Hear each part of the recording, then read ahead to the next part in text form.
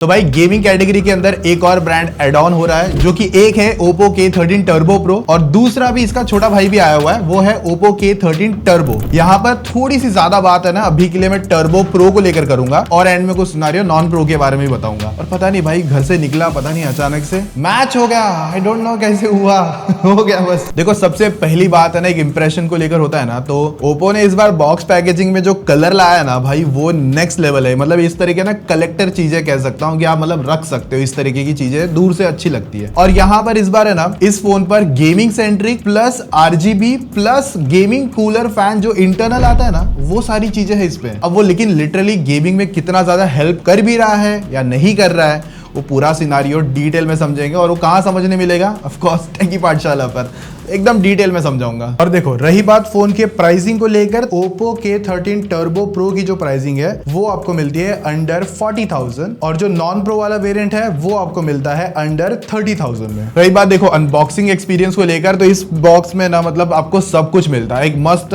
Cover भी आता है, पर्पल का ही है, और इसमें ना एक क्लीनर कह सकते हो, तो कि जो आप फैन वगैरह में डस्ट वगैरह है उससे क्लीन कर सकते हो। बट भाई इंडियंस है, वो ब्रश घुमा देंगे, पूरा भरोसा है, तो सीधा हुक से काम होएगा। बाकी चार्जर, सिम इजेक्टर वगैरह सब कुछ मिलता है दोनों ही डिवाइसेस में। देखो ये Oppo K13 Turbo Pro है और ये नॉन प्रो है। देखने में तो ऑलमोस्ट सिमिलर पूरी वाइब है, इसके अंदर भी फैन है, इसके अंदर भी फैन है, पर जो प्रो के अंदर है ना वो आपको RGB देगा, बट यहाँ पर RGB नहीं है। और ये एक ब्लैक लाइन दिख रहा है, ये भी एक तरीका है पहचानने का। दोनों में सबसे बड़ा डिफरेंस बेसिकली यही है। इनका इन हैंड फीलिंग देखने में ऑलमोस्ट सब कुछ चीजें सेम आती है, ऊपर से नीचे सब कुछ सेम है। और अगर ध्यान से देखते हो ना इस डिजाइन को, तो ये ऐसा मेटल थोड़ी सी वाइब देता है, हालांकि पीछे प्लास्टिक की बैक है, बट ये वाला शेड है ना ऐसा मेटल वाली वाइब दे रहा है। अगर मैं इसको थोड़ा सा टर्न आउट करूं, और ये काफी अच्छी फिनिशिंग है, तो ताकि ग्रिप वगैरह अच्छे से रह सके। साइड का फ्रेम भी प्लास्टिक ही है और कैमरा मॉड्यूल भी काफी अच्छा डिजाइन करा है। और यहाँ पर भी थोड़ी सी चीजें मेंशन है। ओप्पो का कलर जो ग्रीन नियॉन में है ना, बहुत अच्छा लग रहा है। और बाकी जो नेसेसरी पोर्ट्स चाहिए ना, वो सब कुछ मिलते हैं। रही बात फोन के बेजल्स को लेकर, भाई वो भी मस्त बना है, एकदम छोटे छोटे चारों तरफ से बेजल्स है, तो यहाँ इन हैंड फीलिंग काफी अच्छी वाइब दे रहा है। फोन के वेट को लेकर तो वो भी सही है, कंफर्टेबल कहूंगा। कवर लगाओगे तो वेट देख सकते हो। और देखो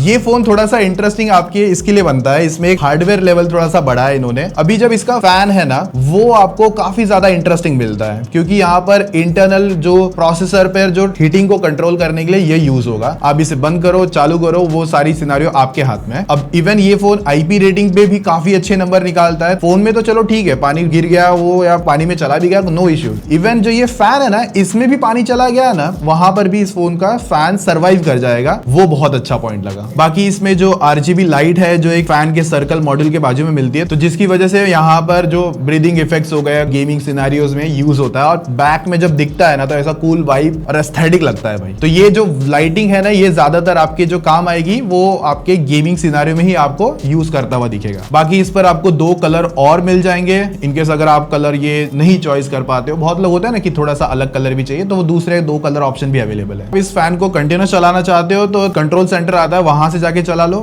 या फिर अगर आपको चाहिए सिर्फ गेमिंग वाले सीन में, तो जैसे ही गेम में एंटर कर जाओगे तो ऑटोमेटिक इसका फैन ऑन हो जाता है। और देखो जो प्रो है ना, सिर्फ उसी के अंदर आपको RGB लाइट का सीन देखने मिलेगा। जो नॉन प्रो है उसके अंदर लाइट्स नहीं है, ये बात ध्यान रखना। तो जो फैन चालू करने की बात कर रहा था, अभी देखो ये पूरा बंद है ना। अगर मैं इसको टैप करता हूं तो यहाँ पर 2 ऑप्शन है, स्मार्ट अपने हिसाब से और फुल स्पीड। अब यहाँ पर मैं इसको सीधा ऑन करूंगा तो यहाँ पर देखो ये फैन ऑन हो चुका है। और when इसकी लाउडनेस है ना, मतलब जो ज्यादा तो नहीं है बट सुन सकते हो,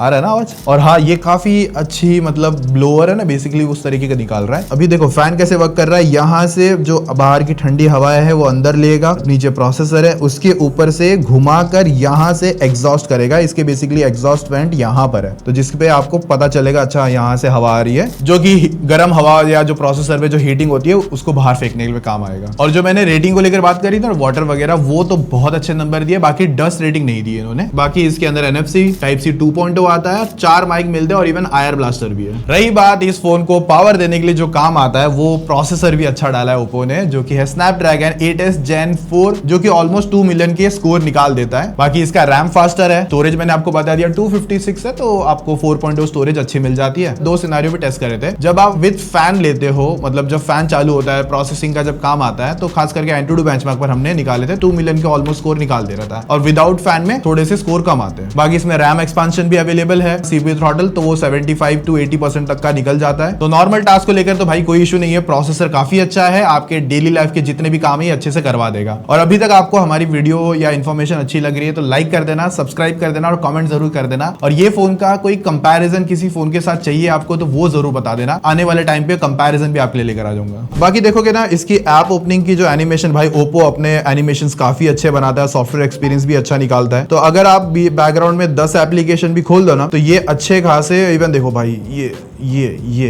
क्लोज नहीं हुआ तो उससे पहले ओपन भी हो जाता है, इतना फास्ट एनिमेशन एक्सपीरियंस आपके सामने आता है। तो हाँ, एक्सपीरियंस सॉफ्टवेयर को लेकर फास्टर जो होना चाहिए वो सब कुछ मिलता है, और यूआई में भी जो स्मूथनेस चाहिए वो भी यहाँ पर निकल कर आती है। बाकी इस पर आप एसएसडी भी कनेक्ट कर सकते हो, वो भी टेस्ट करके देखा था, मतलब होता है ना कि डेटा निकाल के कहीं आपका प्राइवेट रखना है, तो वो सब चीजें।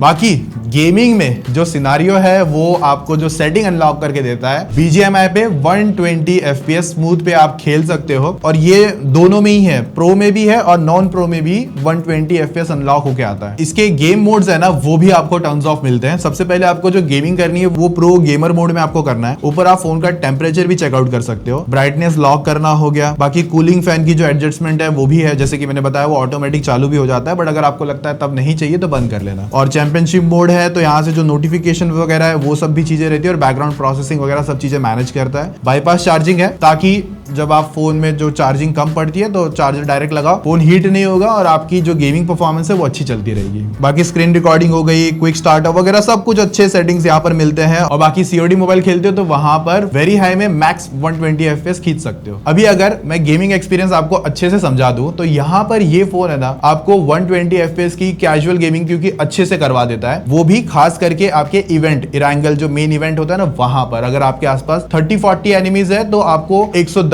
FPS और 105 FPS और 115 ऐसे करवा के देते रहता है, और जैसे ही बंदे कम होते हैं तो FPS 110 और 115 के आसपास रहते हैं। और TDM का एक्सपीरियंस भी आपका अगर प्रो गेमर हो तो वहां पर भी अच्छा है, और कैजुअल गेमर हो तो वो भी अच्छा है, क्योंकि 120 जब आप रखते हो तो वहां पर ये जो प्रोसेसर है ये आपको अराउंड वही सेम 110 और 105 के FPS ऐसे निकाल के देता है, जो कि कैजुअल गेमर के लिए काफी अच्छा एक्सपीरियंस है। और अगर आप एकदम प्रो एथलीट हो, एकदम तगड़ी तरीके की गेमिंग करना चाहते हो तो वहां पर 90 FPS में ज्यादा रेकमेंड करूंगा, क्योंकि जो इसका एंट्री टू स्कोर है ना वो ज्यादा बेस्ट सेटिंग जो रेकमेंडेड है मेरे हिसाब से, एज ए गेमर और पूरी इतनी सारी टेस्टिंग कर चुका हूं तो उस हिसाब से 90 FPS ज्यादा रेकमेंडेड है और ज्यादा बेस्ट FPS आपको मिलेंगे। और अगर आप 120 खेलना चाहते हो तो कैजुअल गेमर के लिए एक अच्छा ऑन पॉइंट जो एक्सपीरियंस आना चाहिए ना वो मिल जाएगा। जब जायरो परफॉर्मेंस है वो भी अच्छी है, और जो टच रिस्पॉन्स के लिए जो IC डाली गई है वो भी यहाँ पर आपको अच्छी मिलती है। तो गेमिंग का जो टच वाला जो सीन, जो लेटेंसी ना हो, एकदम एक्यूरेट तरीके से काम करे तो वो भी अच्छे से हो जाएगा। और जो इसके अंदर फैन आता है ना वो हेल्प करता है फोन की जो हीटिंग को कंट्रोल करने के लिए। फॉर एग्जांपल हमने यहाँ पर टेस्ट किया था, बहुत ज्यादा ऐसे गर्म एनवायरनमेंट यानी कि कह सकते हो पंखा ही चल रहा था, एसी वगैरह नहीं था, तो हमने नॉन मतलब फैन है ना उसको ऑफ करके गेमिंग करी थी, तो टेम्परेचर थोड़े से ऑफकोर्स बढ़े थे। उसके बाद में जब फैन को ऑन करके खेला गया तो टेम्परेचर पे काफी अच्छा कंट्रोल भी हमको देखने मिला। तो हाँ, एक्चुअल सिनारियोज में आपको जो इसका गेमिंग कूलर फैन है वो आपको वर्क करता हुआ दिखता है। बाकी और ज्यादा डिटेल में सब समझने के लिए गेमिंग कहां पर कैसे FPS और लंबी एकदम चीजें बातचीत करनी होगी तो वो आपको मिलेगा अपना गेमिंग पाठशाला पर डिटेल रिव्यू, और ज्यादा डिटेल रिव्यू, क्योंकि यहाँ पर अगर मैं 10-15 मिनट की बात करूंगा तो वीडियो 30-40 मिनट के ऊपर हो जाएगी, तो वहां पर हम डेडिकेटेड गेमिंग रिव्यू को लेकर बात कर सकते हैं। फोन की हीटिंग को और कंट्रोल करने के लिए इस पे 7000 mm² का large vapour chamber cooling setup देखने मिल जाता है, तो थर्मल्स को भी बेटर वे में कंट्रोल करने का देखता है। बट हाँ, अगर आप नॉन कूलर के साथ गेमिंग करते हो, मतलब जो ये फैन इसके साथ गेमिंग नहीं करते हो, तो आपको फोन में थोड़े से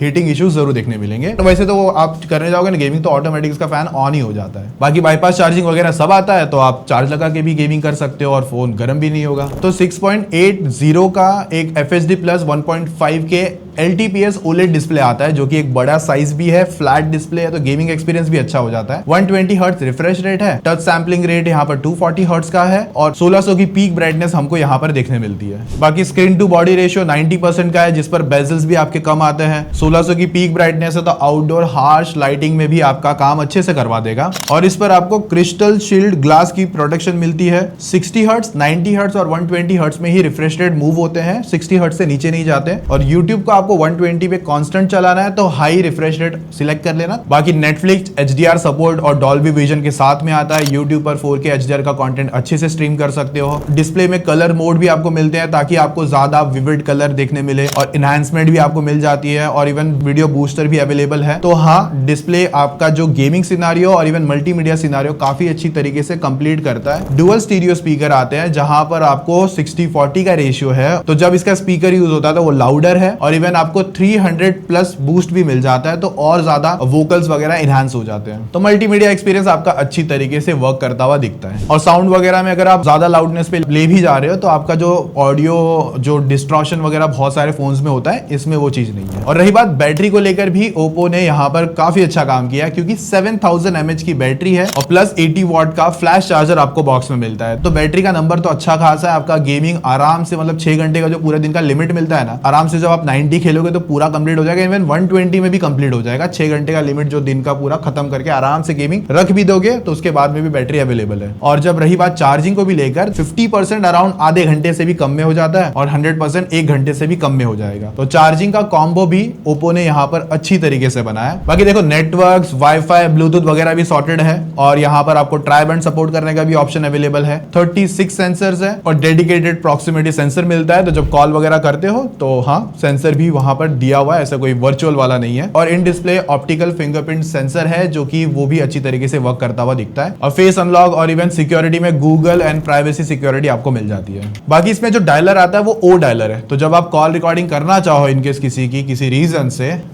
किसी की भी, तो आराम से कर सकते हो सामने वालों को बिना बताए। और साथ में AI कॉल असिस्ट भी मिलता है, और साथ में जो माइक की क्वालिटी है यहाँ से और इवन ईयरपीस की क्वालिटी है कॉल के दौरान, वो भी अच्छी मिलती है। सॉफ्टवेयर में मोस्ट ऑफ गेमिंग फोन्स जो आते हैं वो सॉफ्टवेयर लैग करते हैं या थोड़े से आउटडेटेड लगते हैं, बट यहाँ पर वो दिक्कत बिल्कुल नहीं है क्योंकि Android 15 है विद ColorOS 15। अब ये ColorOS में जो एनिमेशन फ्लुएंसी है वो बहुत ज्यादा अच्छी है। हर जगह पर आपको एक जो रिस्पॉन्स मिलता है ना UI को लेकर, स्टटर लैग वगैरह वो नहीं है यहाँ पर। और ओप्पो का जो UI एक्सपीरियंस है सच में काम करता हुआ दिखता है, जिस पर आपको अपडेट्स भी मिल जाता है। तो अपडेट्स में भी ओप्पो अच्छा है। प्रीलोडेड एप्लीकेशंस को लेकर वो यहाँ पर ओप्पो ने थोड़ी ज्यादा डाली है। अब उनको चाहो तो आप आराम से 2 मिनट लगा के अनइंस्टॉल कर सकते हो। और बाकी ब्राउजर वगैरह या ऐप स्टोर वगैरह इनका है तो वहां से नोटिफिकेशन बंद कर देना। हॉट गेम्स और हॉट एप्स जैसे वो आप डिसेबल कर सकते हो। ऑलवेज ऑन डिस्प्ले पर भी आपको टर्न्स ऑफ मिल जाते हैं। हैप्टिक्स भी अच्छा है कीबोर्ड टाइपिंग पर, तो वहां पर आपके जो एक्स लाइनर मोटर है वो काम करती हुई दिखती है। और इवन ये सिर्फ कीबोर्ड में नहीं, आप जब ब्राइटनेस कम ज्यादा कर रहे हैं वहां पर भी आपको फील होगी। बाकी AI फीचर्स में AI voice scribe, air gesture मिलते हैं, और इवन AI एडिटर भी मिलता है जिसपे आपके AI इरेजर हो गया, एनहांसमेंट, क्लैरिटी, अनब्लर, ये सब चीजें आती है। बाकी देखो, इसमें ना एक ही कैमरा मेन आता है।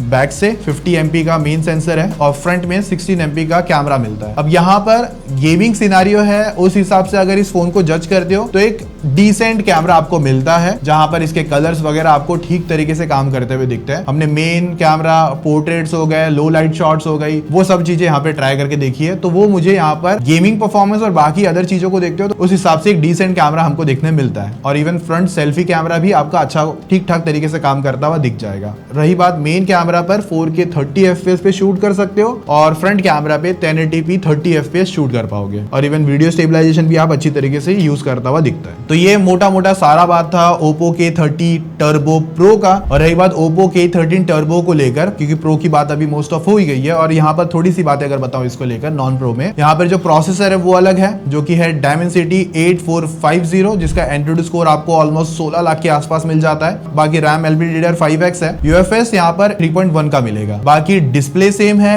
बैटरी इसकी सेम आती है, इवन जो कैमरा है वो भी आपको ऑलमोस्ट सेम देखने मिलता है, तो सेम स्पेसिफिकेशंस के साथ में आता है, बस प्रोसेसर अलग है। और यहीं पर जो RGB है वो यहाँ पर इन्होंने नहीं दिया है। और दूसरी चीज, ये फोन आपको अंडर 30,000 में समवेयर में आपको देखने मिल सकता है। और अगर मैं इसका थोड़ा सा सिंपल में गेमिंग में बता दूं हल्का सा, तो 120 FPS आता है। तो 120 में यहाँ पर आपको जो प्रोसेसर पावर निकाल रहा है, तो एक कैजुअल गेमर 120 के लिए ठीक है। जब मैंने बताया ना मेन इवेंट वगैरह पे कूदोगे तो FPS आपके थोड़े ज्यादा डाउन जाएंगे, मतलब जाते ही, क्योंकि वहां पर 30 से 40 अगर आपकी हैवी लॉबी है तो 50 तक भी एनिमीज आ जाते हैं। तो वहां पर ये 90 FPS आपको बेस्ट एक्सपीरियंस करवा देगा और TDM पे आप 120 आराम से खेल सकते हो कैजुअल गेमर के लिए, और हेवी एंड गेमर्स को 90 FPS ज्यादा रेकमेंड मैं करूंगा। तो यहाँ पर जो प्राइसिंग है उस पर आपको एक अच्छा गेमिंग ऑप्शन और देखने मिलता है, विजुअल और बाकी सारी चीजों को लेकर भी, और एक अच्छे सॉफ्टवेयर एक्सपीरियंस के साथ में। तो ये बात ही थी दोनों फोन को लेकर, Oppo K13 Turbo Pro और जो नॉन प्रो था उसको लेकर। ज्यादा बातें थी, थोड़ा सा इन डेप्थ टेस्टिंग और सब हमने जो यूज के सिनेरियो था वो आपको समझा दिया, लेकिन अभी भी कुछ चीजें मिस आउट है या